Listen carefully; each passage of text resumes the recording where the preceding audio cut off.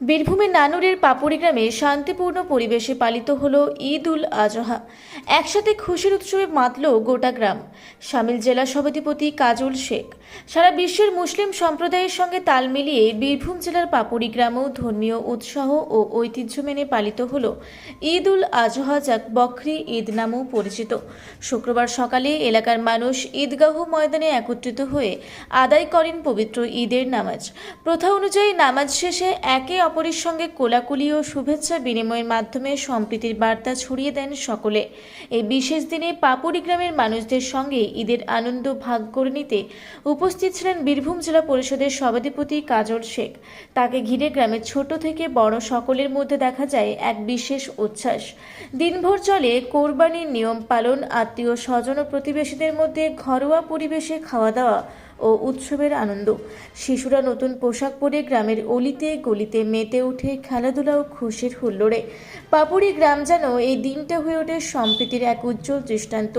ধর্মীয় উৎসব হলেও তা আজ হয়ে উঠেছে সামাজিক মিলনের এক উপলক্ষ। কি শুভেচ্ছা বার্তা দেবেন?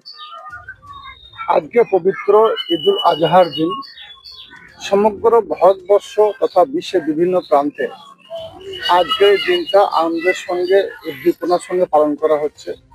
আজকের এই দিনে ইসলাম ধর্মে বিশ্বাসী সমস্ত মানুষকে পবিত্র আজকের এই দিনে প্রীতি, শুভেচ্ছা, ভালোবাসা এবং অভিনন্দন জানাচ্ছি। সঙ্গে সঙ্গে আমি বঙ্গবাসী, বাংলায় বসবাস করি।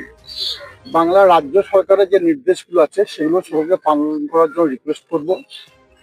রাজ্য সরকার যে নিয়মগুলো দিয়েছে আজকের এই পবিত্র দিনে ইসলাম ধর্মে বিশ্বাসী মানুষ যারা আছেন, যেমন আপনারা কুরবানি অবশ্যই করবেন, কিন্তু কুরবানি করার পরে যে অবশিষ্ট অংশগুলো থাকবে সেইগুলো যতটা সম্ভব গর্ত করে মাটির নিচে পুঁতে রাখবেন, কারণ এখান থেকে কোনো দুর্গন্ধ যেন না ছড়ায় সকল লক্ষ্য রাখার অনুরোধ করবো।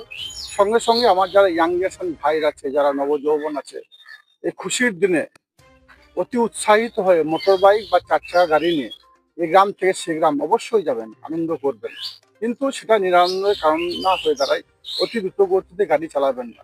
তাছাড়াও আমরা বাংলার বুকে সাম্প্রদায়িক সম্প্রীতি বজায় রেখে চলি। তাই যারা কুরবানি করছেন তাদের উদ্দেশ্যে একটাই বার্তা, রাস্তার ধারে বা কোথাও কুরবানি করবেন না। যদিও করতে হয় তাহলেও সেটাকে পর্দা আড়ালে করার জন্য সকল অনুরোধ করবো। সঙ্গে সঙ্গে সকলে ভালো থাকুন, সুস্থ থাকুন। সকলকে আরেকবার প্রীতি, শুভেচ্ছা, ভালোবাসা জানাচ্ছি।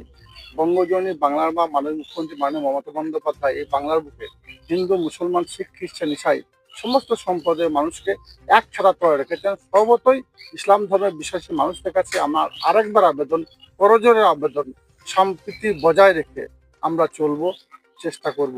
ভালো থাকুন, সুস্থ থাকুন। ধন্যবাদ। নানুর থেকে ইকবাল হোসেনের রিপোর্ট, রূপসী বাংলা মিডিয়া।